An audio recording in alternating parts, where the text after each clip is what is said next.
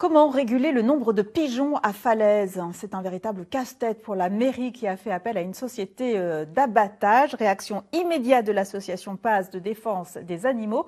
Reportage Simon Lepape et Carole François. Voici le portrait robot d'un emmerdeur, comme on dit ici. À Falaise, comme dans n'importe quelle ville de France, on trouve des toits, des églises et dessus, des pigeons.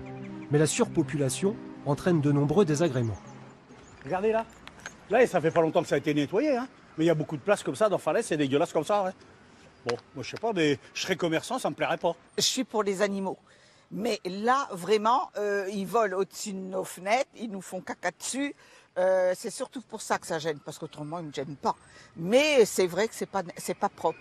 Alors le mois dernier, la mairie a fait appel à une société privée pour tirer des pigeons la nuit avec une carabine à plomb.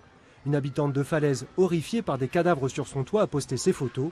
Une pétition en ligne a même été lancée, relayée ensuite par une association de défense des animaux qui souhaite des méthodes plus éthiques. On sait intervenir sur la gestion des pigeons sans tuer, sans les faire souffrir. Il y a d'autres méthodes qui existent. Il y a la moitié des villes qui les utilisent déjà.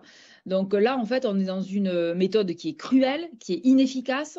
Et moi, je pense que c'est parce qu'on est dans une habitude, en fait, et que la mairie ne veut pas se poser la question. Mais la réalité, c'est que la mairie ne prend pas au sérieux la condition animale. De son côté, la ville rappelle que 2000 individus vivent sur Falaise, entraînant dégradation et problèmes sanitaires. Il fallait donc agir rapidement et efficacement, mais la mairie reste ouverte à la discussion. Moi, je suis prêt à étudier toute proposition. J'ai regardé les pigeonniers contraceptifs. Alors, c'est intéressant à partir du moment où vous avez déjà une population qui est régulée, puisqu'on s'inscrit sur un terme long.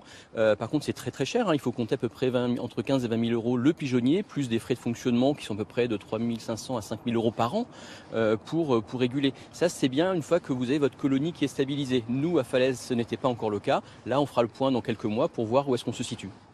Pigeons, rats ou goélands, pour l'heure, les villes normandes font face à une prolifération de nuisibles sans solution véritablement efficace.